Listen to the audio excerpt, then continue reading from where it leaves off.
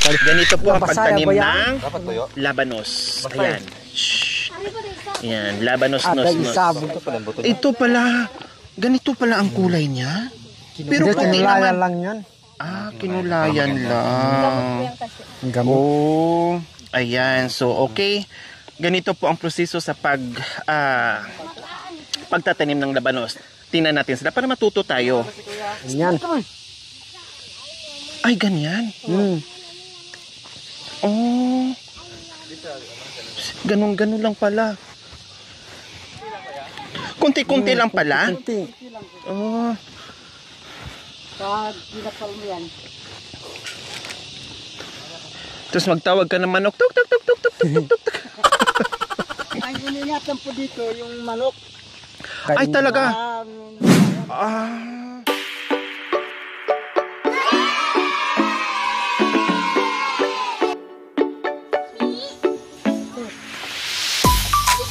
Labanos. Ang dami mga kabayan. Akala nyo po, damo ito ha? Hindi po. Diyos ko. Labanos ito mga kabayan. Tara, hali kayo dito. Ito na yung aming tinanim. At ito na rin yung aming haharvestin. Paano po kuya? Yung ganyan may po. Naglabasan kuya oh. Ito po. Ang galing naman. Opo. Ayan po. Buti, pwede na? Opo. Ayan. Dahan lang. Ayo. Hala, ang lambot lang. Malambot lang po. Ang galing naman.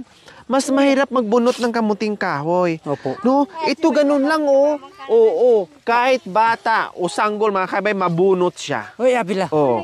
Ayan. Ito po. So, ang gagawin po, piliin natin yung medyo malalaki yung tangkay. Opo, okay. So, ayan ha. Piliin natin yung medyo malalaki yung tangkay. Katulad nito mga kabayan. Wow! This is it. O, diba? Yung pinaghirapan ni Kuya Ramon, nagbunga na ang Diyos ko mga kabayan. Ako nga po mga kabayan na hindi ako may-ari dito. Ang sarap sa pakiramdam. Ramdam mo yung, alam mo yun, lahat ng pagod mo dito, yung ulan, init, yung sakripisyo natanggal. Dahil nakikita mo na ganito yung mabubunot mo. Ayan o. Simpleng pagtanim, simpleng pagbunot. At ang laki ng mabubunot mo mga kabayan. Naglilitawan pala sila mga kabayan. Ito ang laki oh. Wow, ang laki. Oh, dandahanin lang natin. Oh, wow, ang sarap magbunot mga kabayan. Walang ka-effort po mga kabayan. Napakaganda ng aming kinalabasan. Yung talong po Tapos yung mga talong natin, look at that mga kabayan. Mga ilang buwan pa po ito, Kuya Ramon? 3 pa po. 3 buwan pa. Tapos ayan na naman po yung ma-harvest namin. So ayan. So paano po ito, Kuya Ramon? Kailangan piliin lang natin yung mga malalaking tangkay. Opo, tapos yung mahuli. Yung huli sa susunod na po bubunutin yan. So yung malalaking tangkay, katulad nito, malaking tangkay. Opo, ito po. Ayan. Kagaya po to. Ito po. Ito po. Yan, tuturuan tayo ni Kuya Ramon. Ito po. Ganyan po, yung pong bubunutin yung ganyan pong pangalalaki. Ayan, ito po mga kabayan, malaki. Opo. Di ba? Diyos ko, akala ko, pag nagbunot ka nito, ay... Lalo po to, te. Wow, ang laki, Kuya Ramon. Diyos ko. Tignan mo po to, te. Oh my kulay. Ang laki niya, Kuya Ramon. Ang sarap pag malaki, Kuya Ramon. Kung lalaki po yan, haba po yan. Tignan mo po to. Ang ganda niya. Kaya noon nag-ambuno tayo po, sinabi ko po sa iyo, hahaba po yan. Tapos lalaki po yan. Yung sinabi ko po sa inyo, yung nag-ambuno tayo po ng talong. Ganyan po yung talong. Hahaba po, tapos lalaki po. Ito po. Wow. Hahaba po yan. Parang binaon lang siya. Tapos ito, Kuya Ramon, Opo, yan pwede na po bubunutin yan. Iba-ibang sizes po mga kabayan. Tuwing bunot mo, sulit, mapapawaw ka talaga sa ganda at laki mga kabayan. Hindi pwedeng hindi ka mapapawaw. Dahil sobrang wow na wow. Ito po, te. Ngayon, Kuya Ramon, na nakikita na natin. Ito na naman po, te. Malaki na naman po to. Ngayon po Kuya Ramon, yung ating paghihirap dito na ngayon nakikita mo na ang ganda ng mga laman. Opo. Ano sa pakiramdam niyo po? Masaya po kay Masaya Kuya po. Ramon? Opo. Lalong masaya po. Oh, tignan mo po to. Ay, Diyos ko, ang laki mo. Ay, na may naano pa. Paano pa? Hala, Kuya Ramon, paano pag may ganyan? Pwede rin po yan. Yung sinasabaw na po yan. Ah, okay na to. Okay na po yan. Hindi Wala kasi namang problema yan. wala pa lang kasi 'di ba sa palengke meron ding mga ganito Kuya Ramon, Opo. 'di ba? So ang technique pala talaga mga kabayan, talagang slowly yung pag-ano mo, Opo. alali lang talaga yung Alalay pagbunot po mo, yung hindi siyang wag mong iganyan-ganyan. Opo. Kailangan Alalay po straight yung- lang. Opo. Kagaya po yung talong puti. Kung lalaki po yan. Tapos hahaba. Ganyan po yung mga labanos natin. Kalaki. Opo. Ganyan po yung bungang mga talong natin po yan. Wow. Diyos ko, Hahaba po. nakaka-enjoy naman po mga kabayan. Ako, ang sarap sa pakiramdam ko. Lalo po Ang to. sarap sa pakiramdam ko na nadatnan ko, ito ang nakukuha namin. Ito ang naging bunga, naging laman ng kanilang pananim na labanos. Oh, diba? Number 1 si nanay nag-aalala sa akin nung nagkasakit ako. Hindi nakakatulog. Sabi ko, Palagi daw po Hindi nananaginip. po. Wag niyo po akong problemahin. Gamot lang po ang kailangan. Hindi niyo kasalanan. Kasalanan ko kasi makulit ako. Nagbabad ka kasi sa TV. Opo, ang lamig na. Tapos naligo kami doon sa yung ginawa nila na Kuya Ramon. Opo, Nagbanlaw po ako doon na sobrang lamig. Anong oras na po yun? Alas 10? Alas 9. Ang laki na. Wow. Kailang Ate, balo-balok to. Gusto ko malaki na straight. Kakain ka nang gawin mo ng sisi dyan. Isama mo yung bulong, amyasa mo ng asin. Yung bulong, isama. Oh, yung daon niya po. Nakakain to? Nakakain po yan. Mamaya, paano ka ba yung Gusto mo nanay? po si Ate Rosel mo po yung maggawa po. Sa'yo. O mamaya, pagpunta natin sa taas, lutuan magluto tayo. Oh. Isama mo yung bulong. Yung pampago. Pero ito, kahit hindi mo na ako tanungin, masarap talaga. Masarap talaga to. Ay, ito yung gusto ko, kuya. Ayan po yung sinasabi ko, lalaki po yan, tapos ahaba. Ganyan, Opo, ito yung gusto ko talaga, parang yung yung mahaba at talong. saka malaki. Opo. Alam niyo po kasi kung bakit gusto kong malaki at mahaba, para pag bumili ako, isa na lang. 'Di ba? Kasi kung maliliit, marami bilhin. Kung di doon ka na sa malaki para sulit, Magpili tayo pong dalhin nyo po mamaya. wag na. Tikman na lang natin doon. Siyempre, bilang ano po yan. O kahit Oh. kahit tatlong ganito, okay Opo. na. Oh, Pwede pwede na. Pangsigang lang. Lalo po yung baboy. Opo. Masarap po sa baboy. Pangsigang. Sige ha, ipatikim nyo sa akin ha. Yung sinabi nyo na yung pwede pala ito. Pwede Bigyan po. mo ng sibuyas. Amas. O marami tayo dyan mga kabayan na sa munting pagmamahal natin na nakaalalay tayo sa kanila. Yung abuno na binigay natin sa o di ba? Ang saya sa pakiramdam na natutuwa sila at masaya din sila dahil sa naging kinalabasan ng kanilang pananim. And ito lang yung kanilang pangpawi sa pagod nila dito, na napakahirap, napaka-harvest ng maganda. So ito na po yun mga kabayan. Ang problema ay itong labanos, yung palaging umuulan. Mabulok siya. Opo, So ganyan. kailangan bunutin na natin lahat. Opo, Or ganyan. Maulit naman ng...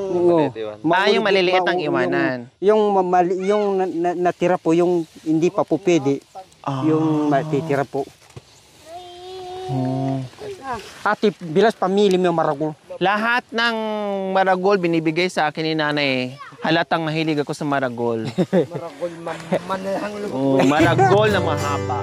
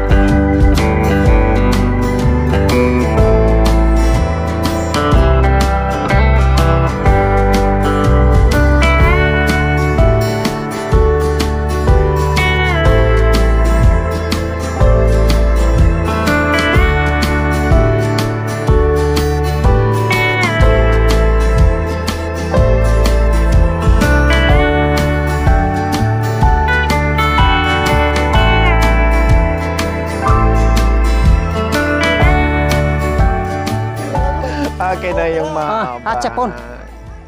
Oo. Oh. Ayun po mga kabayan, nakakatawa. Natuwa lang ako as in. Diba? Nakakatuwa lang. Oh, yakot.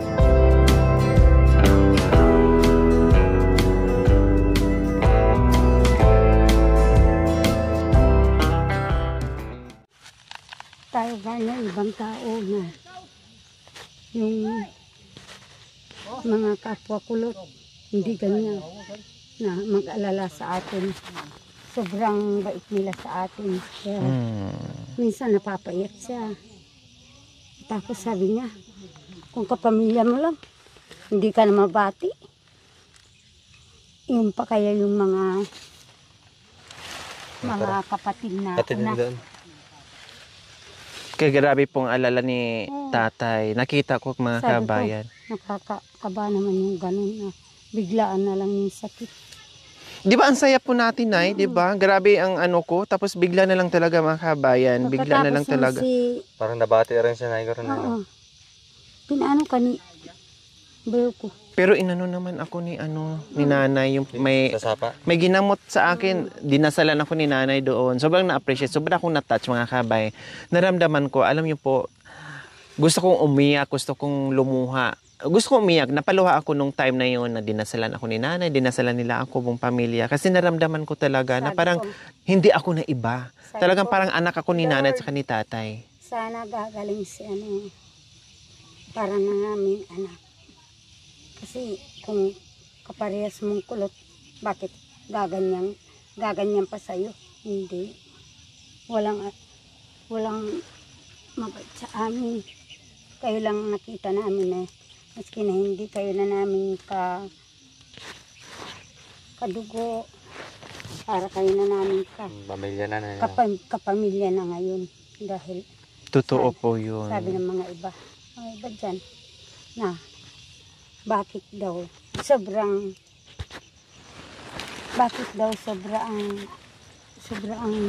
bait ninyo sa amin. Siyempre, sobrang bait din nyo po sa amin. Ganun lang po yun. Sobrang bait din nyo sa amin. Kaya gano'n din po, nanay. Sa kay Lord na sabi ko, Panginoon, sana marinig ko sa anak ko, okay na si ate. Kabukasan, pag isang araw na, sabi ni Charity, okay na daw nanay si ate. Sabi ko, Lord, salamat sa lahat ng tulong mo sa amin. Napanalangin, tinugon ng Panginoon ng panalangin ko. Opo. Nung gabi, sabi ko, iba na ang pakiramdam ko doon sa may sakit na parang natin anak. Sabi Yung pag-uwi po namin, Nay. Oo.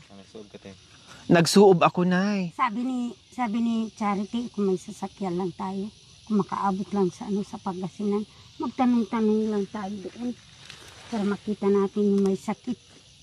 Opo. Pag nag-hospital ako, pa-check up, tapos kinagabihan, nagsuob ako. Kaya ang bilis ko naka-recover. Nagsuob ko na yung yung nagbalot ka ng mga kumot, tapos may mainit doon sa ilalim para pagpawisan ka. Nagsuob ako, kaya ang bilis kong pawisan ka ng husto. Ginagawa doon, na siya, yung dito tayo dadaan sa may So ayan po mga kabayan, marami na kami nakuha. Hinahakot na po nila at marami pang makukuha. Hindi pa nagka 1/4. Kunti pa lang ito mga kabayan. Yung nabunot po namin. So ayan po ang ginagawa mga kabayan pagkatapos magbunot. Hugasan, pagkatapos i-file, tapos para siyang tali-talian, no? Tali-tali, bigkisin. Paki-uwas mo kang ating. So kailangan para itong hugasan, Kuya Ramon. Bakit po? Para wala pong yung lupa po, yung putik po. So bago na bilhin, hugasan talaga, ganon. Opo. Para wala po itong putik. Ayaw nilang bumili na may putik-putik na konti. May iba naman po gusto po nila sa bahay. Yung iba po, yung Makamura. yung nagre-reter po, yung iba. Reter po.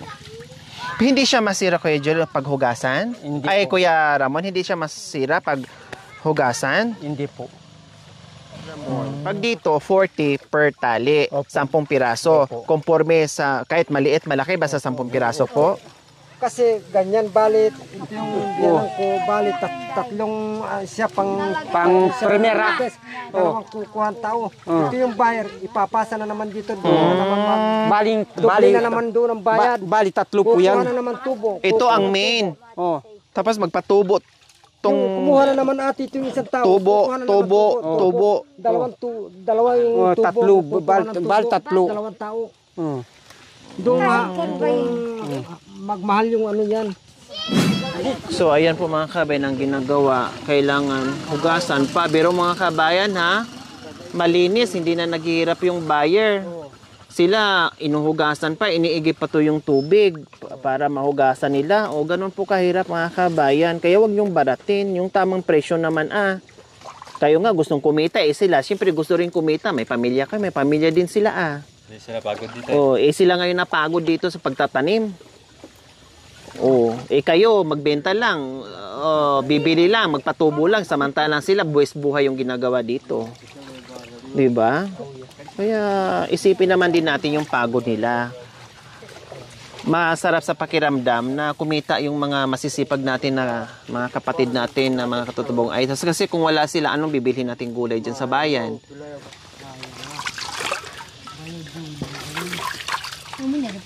Ganito po mga putik-putik.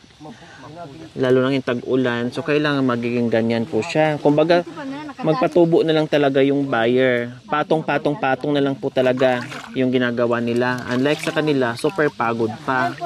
'Di ba? Good sizes naman po lahat mga kabayan. Mga good sizes naman, 'di ba?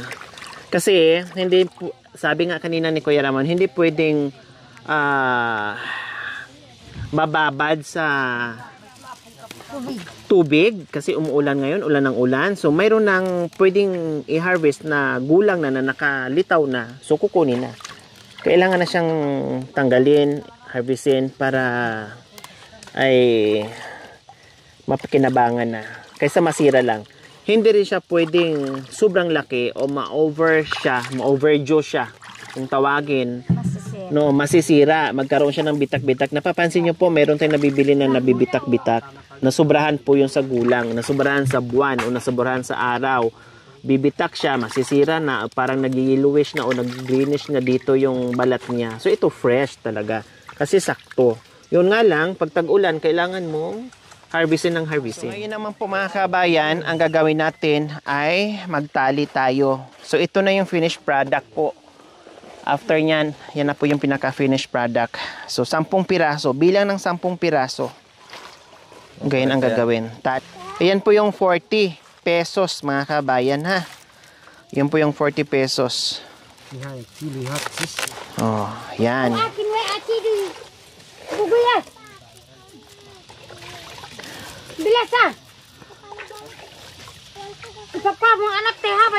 Ayan. So ayan na po yung kanilang finished product sa halaga ng 40 pesos. 2, 4, 6, 7. Kanong yun, pangawang sisid. Ganun may sibuyas. 7, 8, 9, 10. O, ganyan. 10. Namiss namin yung kapay dito Namiss namin yung kapay dito.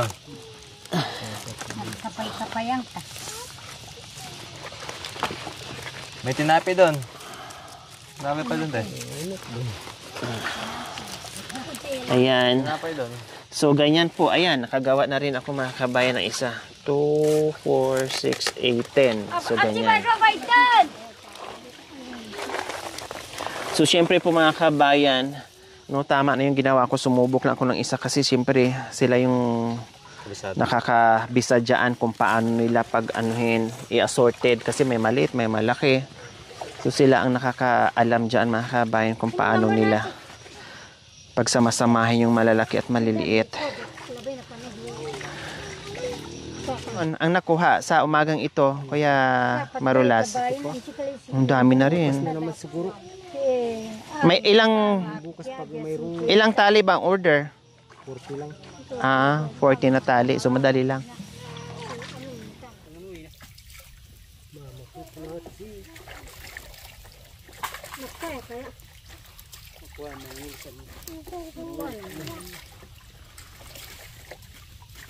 May konti ka panaran.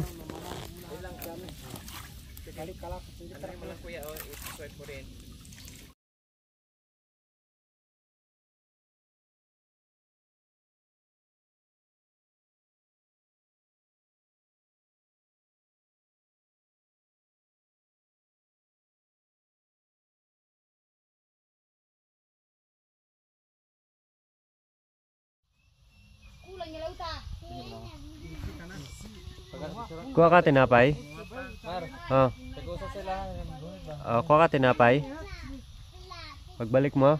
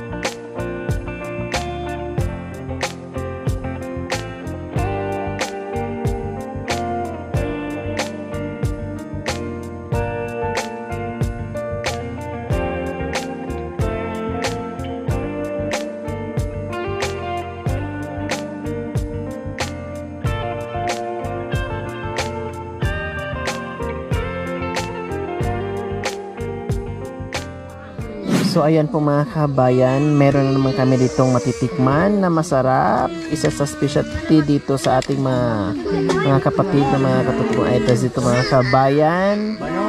Sisig na labanos mga kabayan. Ayan, yung bunga at saka yung dahon, pinaghalo.